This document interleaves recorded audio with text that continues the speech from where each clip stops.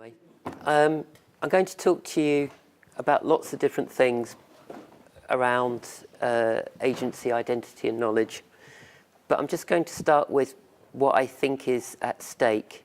I'm going to be talking for about 30 or 40 minutes, so please feel free to interrupt me if I'm not making any sense. And the other thing to note is that I tend to do slides as a kind of aide-memoire for myself. So if they don't make entire sense, they do to me, and it's more to help me. So I apologise if the slides are a little bit over the top. So for me, when I was thinking about doing the talk here and why I think what I'm talking about is important, not necessarily what I've got to say is important, but the topic is I feel that we are slowly in a process whereby we're becoming sort of divorced from the values and principles of why we are, or why we've become language educators, in the sense that the structural conditions that we work in very rarely work to our advantage. But rather than just keep to an entirely pessimistic tone throughout this talk, I'll also be talking about ways in which we have some agency and the ways in which I'm trying to grapple with ideas about what we can do.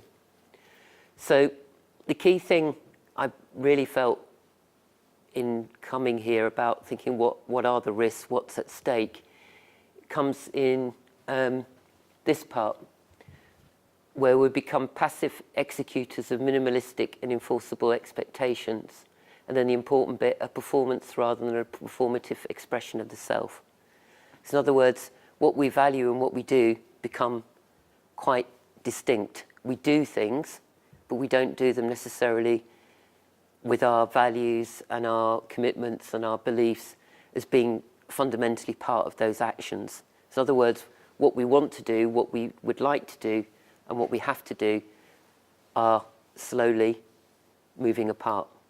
So I think the stakes are quite high, because that indicates, or is indicative perhaps, of a certain professional alienation that may get worse. So that's kind of why I'm here, to depress you, okay, partly, but not really, I hope. Whoops, sorry. So the basic kind of way I'm going to try and talk about things is try and talk a little bit about neoliberalism, but only briefly to give a kind of structural context of what that means and what impact that has on our identity and students' identities. Talk about the socialization process, the process by which we become practitioners, the process in which we understand knowledge that's contained within our profession. To talk about our agency, and in particular our reflexivity, but at the kind of mid-ground is the way in which our knowledge is forged by our socialization process, but also the way through our own experience and our own agency, our own creativity, our own knowledge, the ways in which we can start to have an impact on the profession and knowledge. So we kind of socialize the profession as well as being socialized by it. And the way that our identity is forged partly through the structural conditions we work in, but also through our own values and commitments. So it's a kind of dialectic relationship rather than a simply structural forces pushing down on us and we have no room for maneuver, no elbow room or anything else. So that's kind of, in my very bad graphic form, what I'll be doing. But in terms of the outline, I'm going to talk about structural forces, socialization, a little bit about knowledge, and then identity and reflexivity. So it goes from slightly depressing through to perhaps a little bit more positive. And I'll be talking at the end, if I've got time, about some of the things, the ways in which I think that we can do that in more practical terms, how we can claim some ground back. So I'm going to start with the definition of neoliberalism, which, as you can see, I wouldn't expect you to read that. I've just highlighted the bit, but they're on the slides. The reason why I've given such a long definition to neoliberalism is simply because it's often thrown about as being a kind of almost like an insult. If something is neoliberal, it's almost a way of a shorthand, if you like, for something we don't like, something disagreeable, something. So neoliberalism is a very ill-defined kind of term. I've highlighted in blue what I think is important. If markets do not exist, then they must be created by state into action if necessary. So in other words, any public good that we have is potentially transformable into something which is, there is money to be made. So we talk about the financialization, the marketization of education. There's profit to be made from what used to be considered public goods. So NHS, we see that in schools. We've just been through 4 weeks of quite difficult, quite contentious situation around pensions, which has evolved into a questioning of the purposes of higher education. Transport, water, everyone pays a water bill. We are subjected to a kind of monopoly. We don't choose our water companies. We're forced to pay whatever they charge us and so on. So neoliberalism is essentially a way of extracting profit from public good, as far as I can tell. I put this long definition on the slide, not just to demonstrate the complexity around it, but also to give you a chance to read it in a bit more depth, because I've given slides, so I think you'll be able to have those. A simpler definition is given by Foucault: a state under the supervision of the market rather than a market supervised by the state. That's a much simpler, much catchier way of seeing it. It's not entirely true, but it's a kind of nice heuristic to think about what that might mean. I'm just going to talk briefly about a kind of caricature of the neoliberal academic and what neoliberalism does to an academic. And this includes language educators within that. So we have a kind of, this is by Stephen Ball, our days are numbered literally. So we have this idea that we have metrics, everything is measurable. And in fact, the only things that become of value are things that are measurable.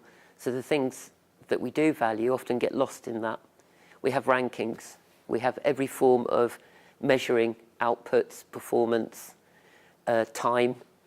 I presume everyone here is subjected to a workload allocation model.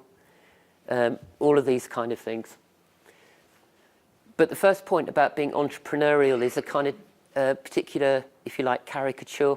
I'm not saying an academic or all academics are like this, but it's a trait to be entrepreneurial in this sense of this categoric kind of imperative, if you like, or compulsion to self-develop. Now, self-development in TESOL literature or teacher education literature is always considered to be a good thing, to always improve, always develop, and so on. That's all fine, but within the kind of neoliberal model, all of that burden falls on the individual. In other words, it's your responsibility, it's your money, it's your time, your engagement that furnishes this development. And usually after an appraisal of 1 year, you're expected to do more the following year, incrementally, regardless how well you do. So this idea that we are caught in a system where we're never quite good enough, there's always a bit more to do. I'm sure I know that I'm far from perfect, so there are things I can improve, and I'm quite happy to accept that.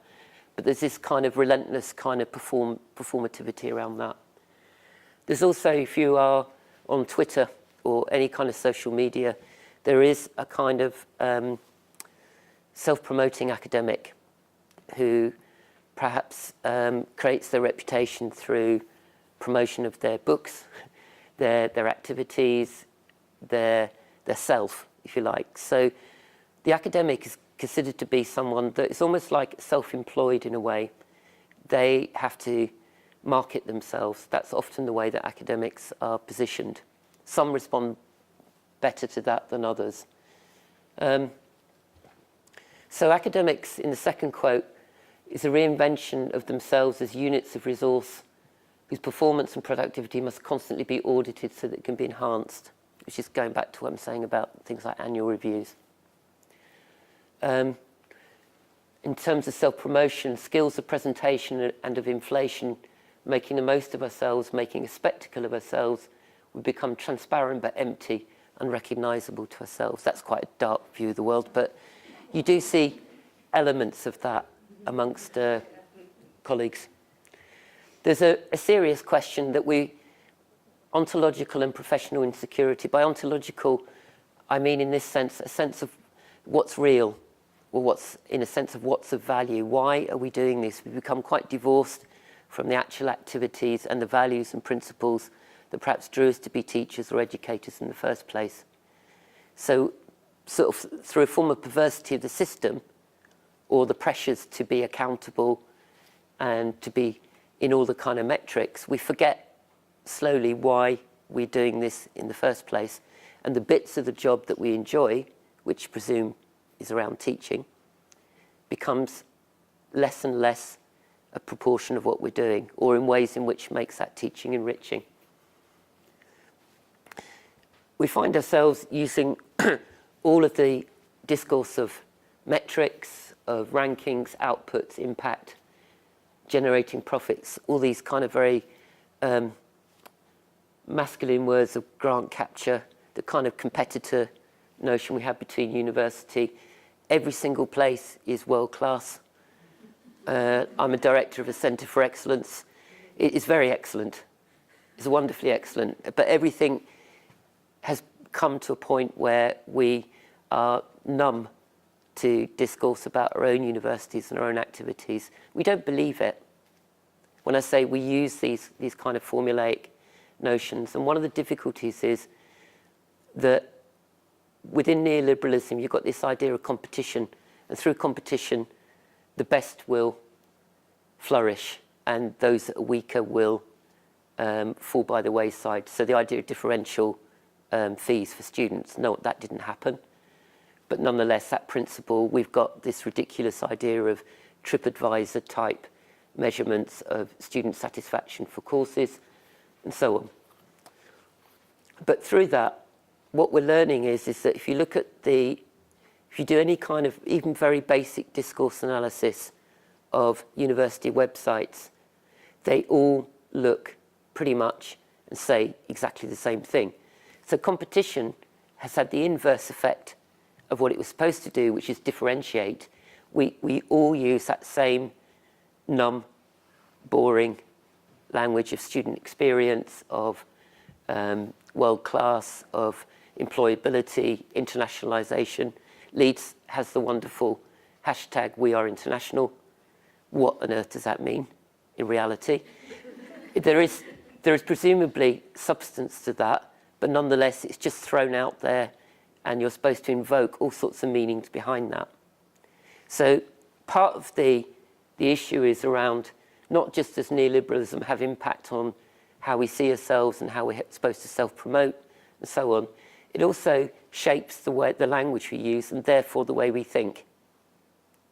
So we start using words like output as if it's a normal thing rather than something that should be in a sausage factory. So it does affect how we think about things. It will get a bit cheerier, promise. I can see a few tears. When we talk about the neoliberal student, again, this is a caricature. It's not an embodiment necessarily of an individual. But it comes from this idea of, again, a neoliberal idea of human capital. We are the architects. We are the centre points for all investments in ourselves, whether that's in health, education, and all other aspects of our own well-being are entirely dependent on our own, usually financial ability to fund it. So a consequence of neoliberalism is, in a sense, we've created students as consumers of education. They're covered by consumer law, for a start. They buy an education through loans. There is some indication which, particularly if you're in language education, you're probably highly sensitive about the idea that students are somewhat instrumental, given the amount that they have to pay, it's not surprising that they have questions around what benefits they will accrue from that once they graduate. Students are supposed to be personifications of market forces. In other words, with TripAdvisor kind of rankings, the TEF, and all of these other kinds of things, they're supposed to, the idea of perfect consumer choice, they will know the market because it's transparent and therefore make rational choices around the best courses and so on for them. They're considered to have aspirational social or cultural capital. The idea of going to university is to become part of the middle class rather than the precariat, and to secure some kind of financial stability in their lives through an education. They're perceived, and this goes back to all sorts of governments, not just the most recent one, of being producers and consumers of economic wealth. Mandelson, when they first started introducing student loans at £3,000, was talking already about students being generators of the economy. So it's been around for quite a while, if not longer.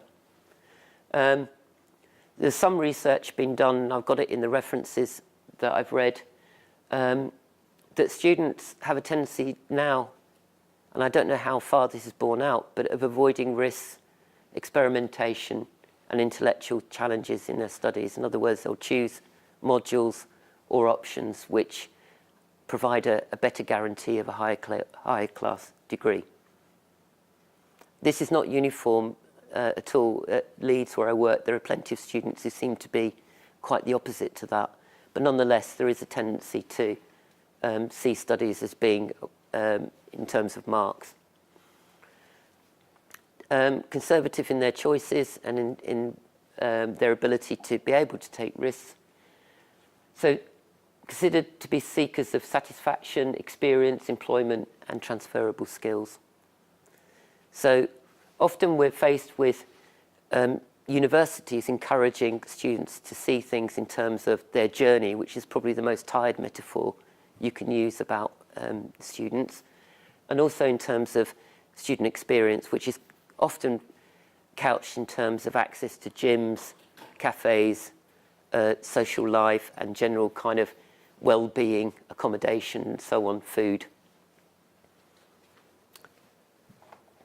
Again, both the academic and the student are largely caricatures, but I think there's truth in them. Right, I'm going to stop talking about neoliberalism now and move on to what I mean by socialization. Here I'm moving not towards the kind of macro structural features of economy and ideology, but more about how we become who we are as language educators. And here, what I'm interested in is this part, is between the manner in which knowledge has developed within an intellectual field, so that's language education broadly, that can be applied linguistics, TESOL, modern foreign languages, or whichever fields we've drawn on in order to get employed as language educators, and the manner in which individuals become members of that field. So my own particular area of interest is within English for academic purposes. Very few people who teach English for academic purposes have any training in it before they get a position teaching it, which is kind of ironic, really. In other words, you're socialized into becoming a practitioner once you're a professional. In modern foreign languages, I had a look, I won't name any names, I had a look at people from York, because I thought people from York are going to be here, so that was quite a smart move. But just looking at kind of your bios and your qualifications and things, I wasn't snooping, just get what you've made public. And it's quite interesting that there's one person here we met at the speaking conference. Yes? Yeah. And there was something about aerial archaeology. And I just thought, wow, I'm not sure what that has to do with language.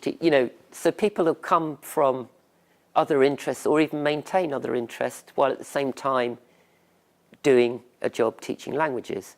And it's the same in EAP. So we come from very diverse backgrounds and draw on very different disciplines and interests. But unlike doctors, unlike lawyers, and other people who use the word practice and practitioner, our socialisation into the profession is quite different.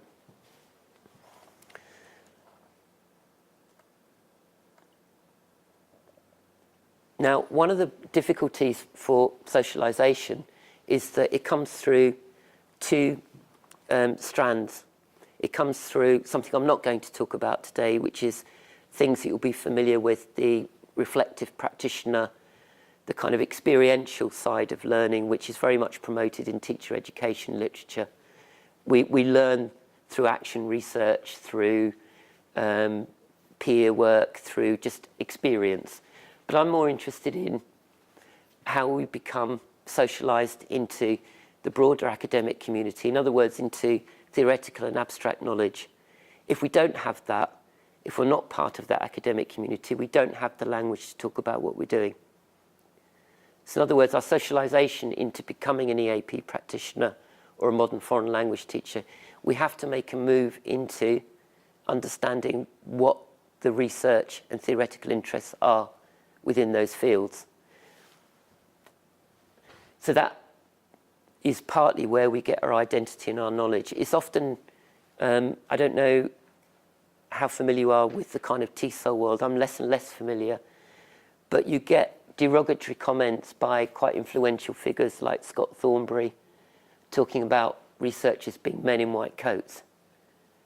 You get very intransigent views about research from practitioners, and at the same time quite condescending views of practitioners from people like Rod Ellis, who talks about practitioner research as being pretty substandard.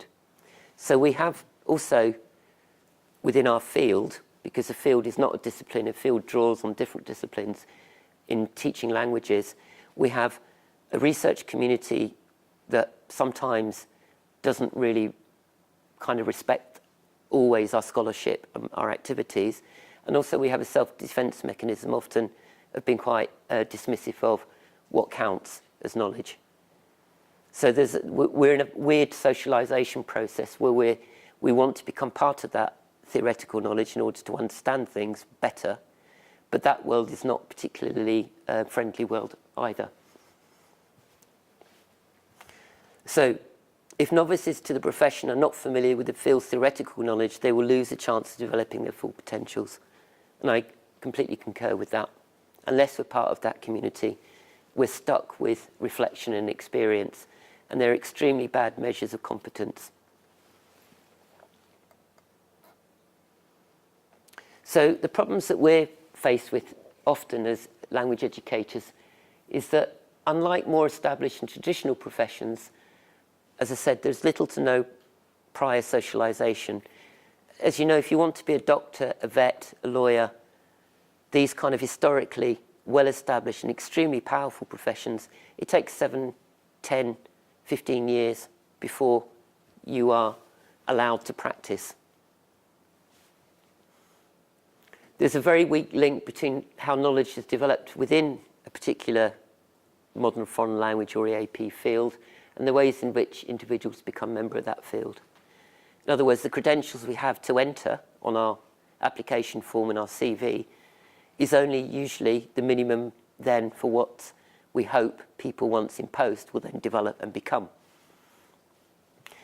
And this is where the real serious problem becomes, and this is where it becomes not a structural problem of neoliberalism, but the politics of centres. This is where the blood and guts of the soap opera of a language centre or a department play out. Because development and socialisation takes place in situ, and it's ad hoc. It will depend on the politics of the department, the leadership provided by the director, the ways in which the practitioners within that department try and influence directions around development and so on. So that's why if you look at somewhere like Leeds or another institution that will remain nameless, the impact of neoliberalism is felt very differently because of the politics of how that neoliberalism is interpreted by the protagonists in each centre. One, it turns out, in Leeds has been relatively positive, and for reasons that I'll explain at the end. But in other centres, it's a complete shutdown of development of practitioners, increased number of teaching hours, no support for qualifications, etc., etc. So the big structural forces don't impact in the same way on each centre. So it's not entirely deterministic. So becoming a practitioner only begins after entering the field. There's also difficult things around what it means to be a profession, because one of the key aspects of being a professional and in a profession is to do with the values and ethics that that profession professes.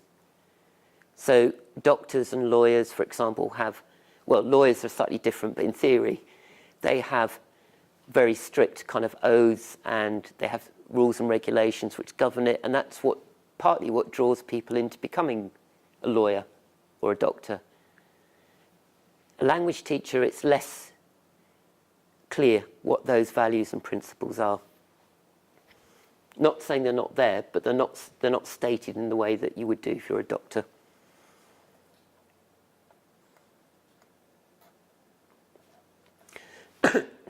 Sorry.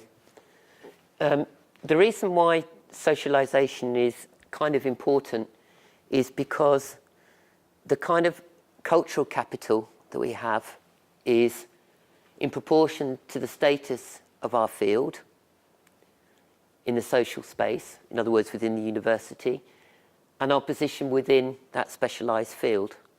So what knowledge we have to accrue in order to become experts within our field is very important, but also then, once we're in the university, what's the status of language within the university? How important is language education and multilingualism? How central is that to university beyond a hashtag, we are international? And then our relative qualifications, scholarship and contributions to the university through research, again, sets a kind of hierarchy of where we sit. These are real problems because without cultural capital, we have significant problems in influencing policies within the university. We have less of a voice unless we're part of that. We accrue that capital. So often practitioners have very little sense of agency within the university, partly because of this socialisation process and partly because we're not part of the Vice-Chancellor kind of range, if you see what I mean, senior management.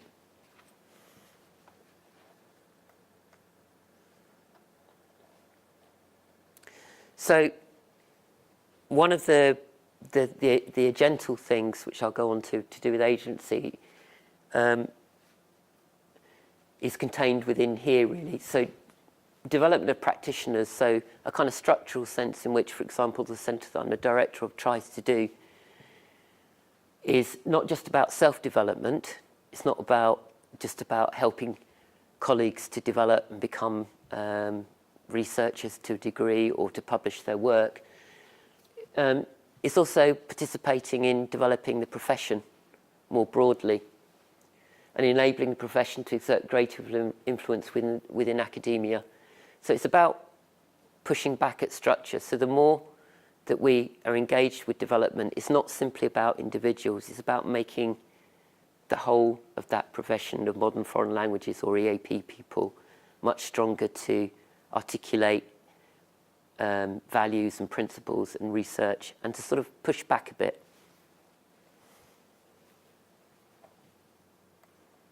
I feel like this sort of weird old uncle that's showing his holiday slides, and he's got too many. So I'll try and go a bit quicker. So that's, if you like, that's the halfway point in terms of where I consider the structural issues are. So the next part is a little bit about what we can do to perhaps resist that. And I'm going to talk about reflexivity, which is one of those sort of trope words that appears everywhere and can mean a myriad of different things. what reflexivity is not is what Bourdieu calls narcissistic reflexivity. It's not just about the self. And it's not hermeneutic narcissism, a kind of reformulation of that. It's not just simply this eternal notion of trying to understand oneself, almost like a kind of mindfulness exercise, if you like. It's nothing to do with that. In the worst cases, reflexivity is more akin to knowing less and less. It's less and less important to know very much, because simply knowing who you are is sufficient. So this is exactly not what I'm talking about. It's not inward looking. The kind of reflexivity I'm interested in is strongly and only related to action and commitments.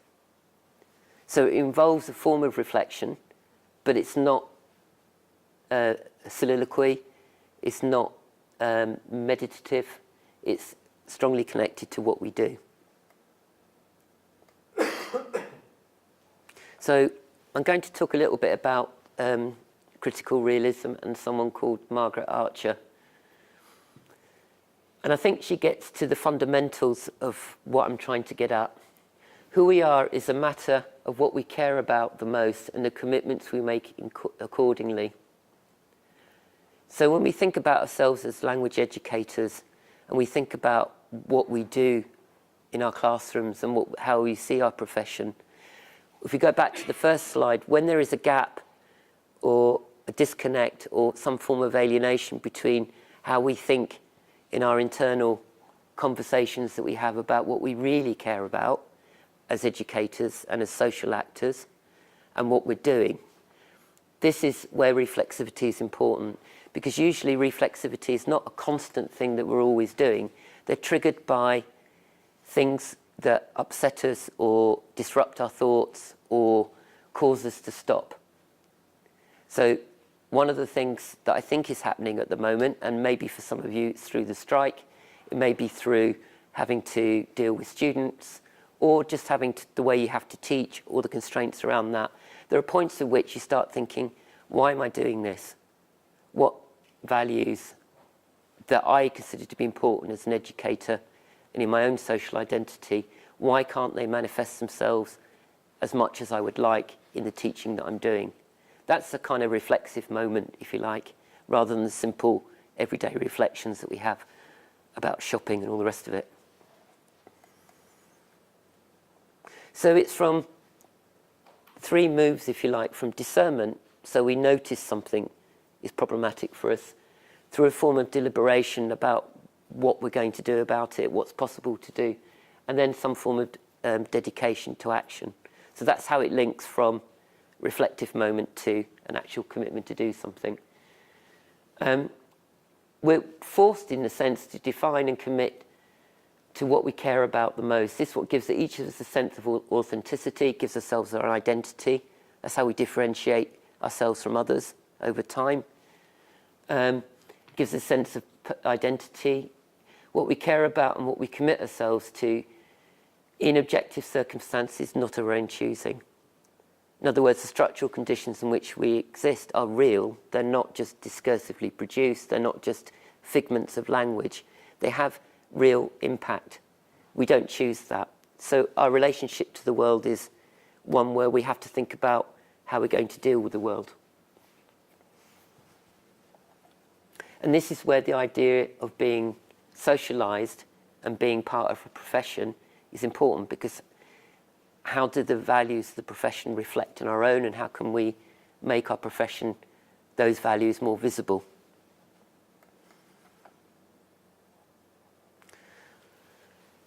So we are, as part of this critical realism, which is interesting, as teachers, so in this case it's got actors, we find a role in which we can invest ourselves, such as that the accompanying social identity is expressive of who we are as persons in society. This may not be the case for everybody. Some of us do teaching to pay the mortgage.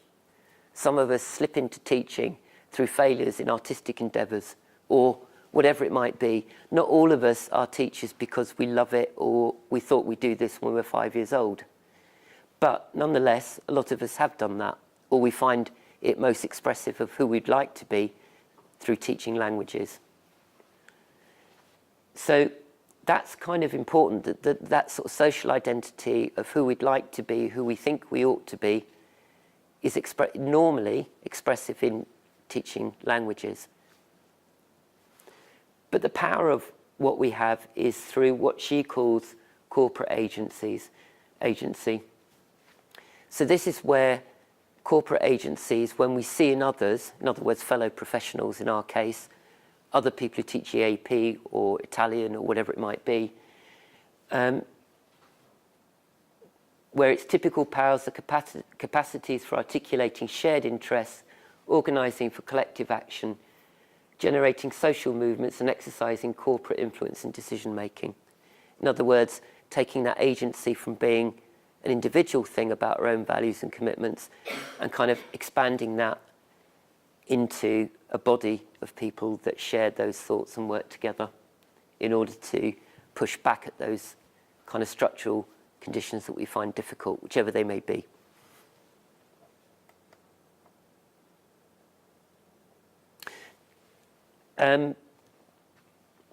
When we looked at socialization, I kind of referenced Bourdieu, and one of the criticisms of Bourdieu is quite deterministic. Everything structurally imposes itself on the individual. Margaret Archer is a little bit different, which is why it's a nice contrast. Because what she says about becoming a professional, the reason why professions don't remain static or fossilized, if we're going to use linguistic terms, is because when we embody a role as a language educator or personify it, this has consequences over time. What it does creatively is to introduce a continuous stream of unscripted performances, which over time can cumulatively transform role expectations. So as we interpret our own roles as language educators, as we do things, incrementally and little by little, and perhaps in unexpected ways, we're participating in redefining what it means to be a professional. So these creative acts are the transformations of society's very normativity. So we can have a very fixed idea of norms, of rules about what it means to be a professional, but because we are creative and we are a bit unpredictable and things don't always happen in a predetermined manner, our activities transform those. So the question always is go back to the reflexive question, is to control the direction in which we transform things rather than it being ad hoc or hit and miss or simply spontaneous creative acts. So it requires a considerable amount of deliberation about values and ethics and principles in order to direct those creative actions that will and do change the profession.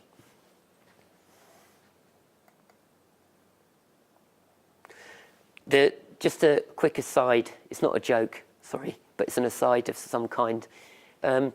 Sometimes in the way I talk about things, half an hour already, sometimes in the way I talk about things, I might talk about knowledge as being instrumental. It's for cultural capital, it's for status.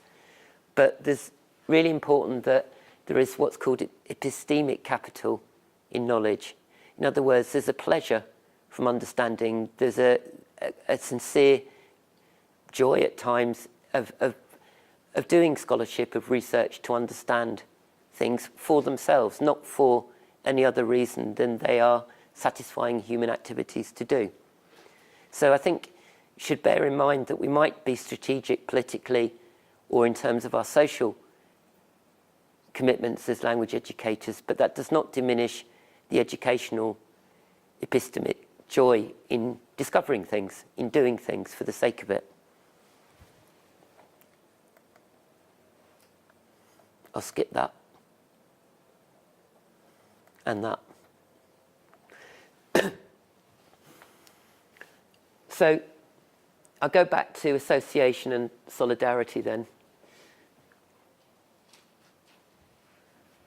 So the we of corporate agency is a step towards social transformation. So that's why associations and solidarity amongst colleagues within a centre or across centres or through associations is so important.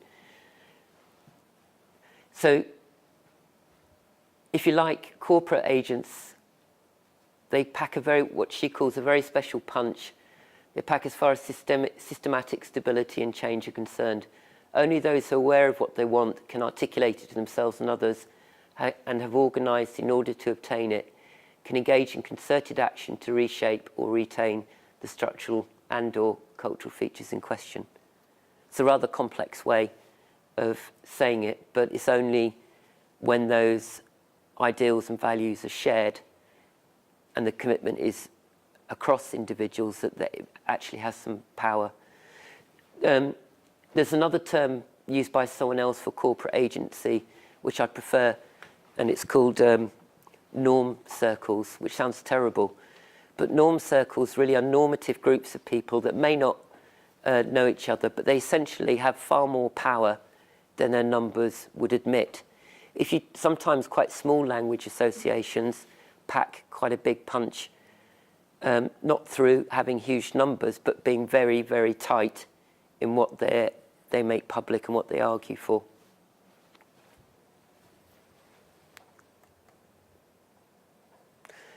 The problem is, if you look at, there's very little literature on how language associations work.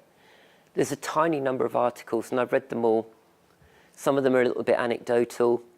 And most of the articles that talk about why would you be a member of AULC or BARLEAP or IATEF, what's the point? Most people seem to respond by talking about very inward-looking things like networking, learning more, being part of a group.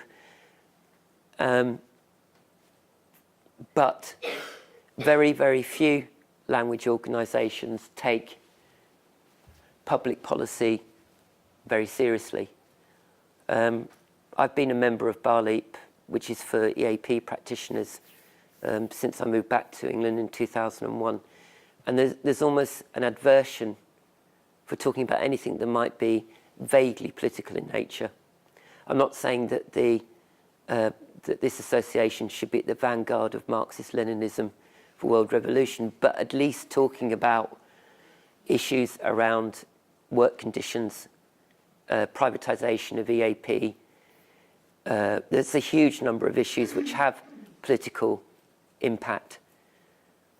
It's absolutely silent. IATEFL is even worse, the International Association of Teachers for English as a Foreign Language, because they hide behind a charitable status, which they claim doesn't allow them to deal with certain more contentious issues. So often, typically, language associations are concerned with standards, qualifications, inspections, credentials to become a member, very much self-regulation in order to improve QA, which is fine. That all has a purpose, but extremely poor about speaking out on public issues. Pathetically so. So often we lose a trick through not making our associations more outward-looking.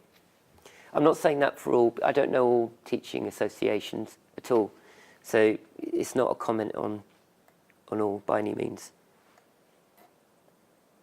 So another way that we can sort of start to break this idea of perhaps being subjected to the world rather than subjecting ourselves to the world is through scholarship, which is obviously something that's quite close to my heart, given that's what I'm paid to do and promote the centre.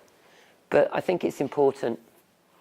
A very simple definition comes from Schulman, which is the kind of standard one that's given. We develop a scholarship of teaching when our work as teachers becomes public, peer-reviewed and critiqued, and exchanged with members of our professional communities so they in turn can build on our work. That's trotted out as the kind of standard definition. But in the same paper, I think he makes a much more telling point, and this goes to an ethical concern that the core values that we have revolve around the fact that we don't keep secrets. That whether we discover something, innovate in something, do something, or whether we have some doubt about something. In other words, there's a kind of, I don't want to sound all pious about it, but there's almost like an imperative that if we've got critiques to make of the system or aspects of the system, or we have doubts about how things are working, we should be making them public in one form or another. Talking about it over coffee with friends is nice. Having a bitch about it or a moan, those are all very cathartic at times, but they don't actually achieve much other than feeling perhaps a bit better for a little while. So again, scholarship isn't simply, in my terms, a question of almost like fairy tale-like stories of practitioner development from an idea to a project to success, as you often get. Those things are good, particularly if they're true. They're very useful to share. I don't denigrate them in any way. But one of the things that really is lacking are those polemic, well thought out critiques of why things are not working in the way that they should be, but also with some suggestions about how things might be improved. So it's not just negative critique, but those types of why, if we genuinely believe that we have grounds for being discontent or not entirely happy with how things are, why would we want to keep it to ourselves? We have no, in a sense, no excuse, if you like, if we don't make them public some way.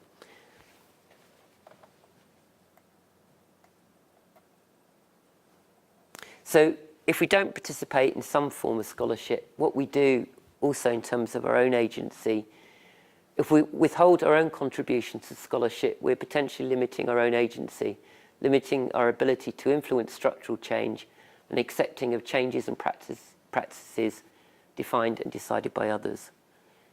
So scholarship, again, is a way in which reflexivity is very important to think about our values, but also a way of trying to have some influence, however marginal, however ephemeral, if you like, but nonetheless trying to have some kind of way of shaping our collective professional lives. And we do that by making our contributions public, which is the simple definition of scholarship. It doesn't have to be in peer-reviewed, paywalled journals. It doesn't have to be at conferences. It can actually be in a staff room in a meeting. You know, at the most local level, if you like. It can be in all sorts of different forms.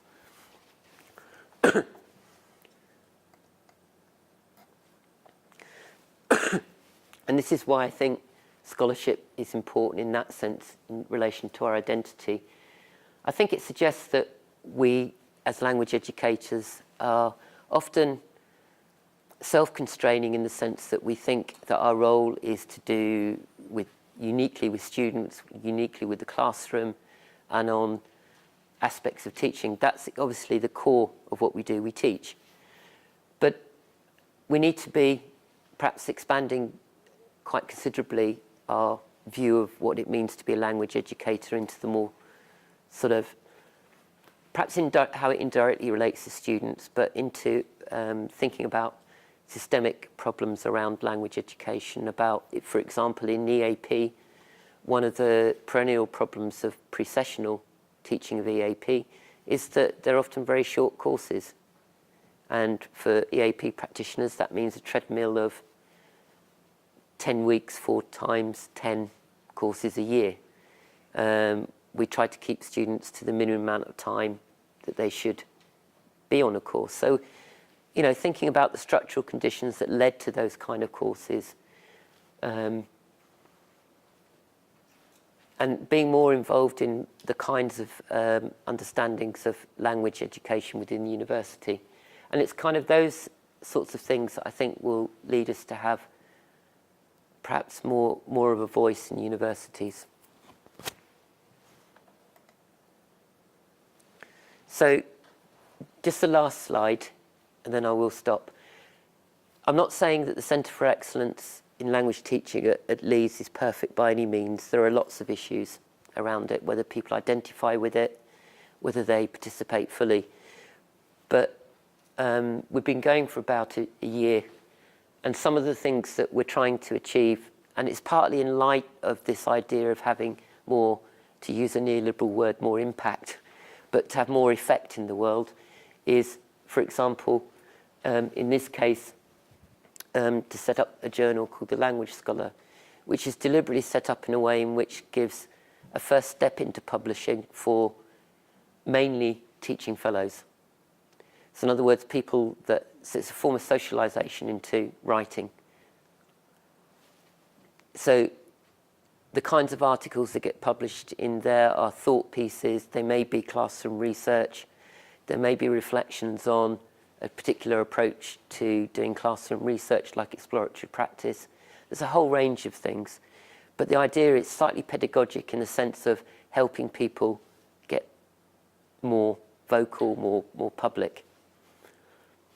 This is a bit of neoliberal self-promotion. Being director of CELT has given me the opportunity to write a book about the politics of EAP and the liminal position of practitioners in the university.